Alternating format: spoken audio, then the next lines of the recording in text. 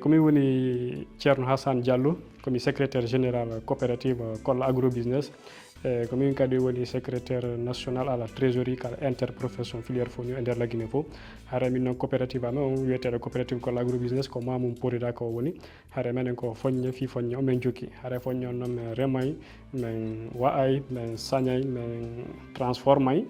haray komin faala fi foññe on ko fi mawningol fi fina tawa meɗen on ñameteji meɗen ni wuritugo ñameteji meɗen ni ɓayɗen andi haara ɓawoɗo mawɓe meɗen ɓe ko foññe ɓe ñamani ɗum wondi e cellal moƴƴa hara men ganda min inni hara min artu min immitina ɗum ɗon fi en wurritu fi foññe on ɓay foññe on goto adda e golle wurnitay ko meɗen adday kadi nafoore wallitoto fi heɓugol jawdi hara jawdi buyno e muɗum haray ko ɗum woni objectif amen ko fi foññe fi yaaru yeeso hara yimɓeɓe kadi heeɓa kadi keɓal e muɗum heeɓa jawdi e muɗum heeɓa nafoore e muɗum wurnitay kadi kamɓene ko fi nder toɓɓere mi yewtidata Abdoulaye Dicko e nder o émission faggudu e fi ɓantal Afrique.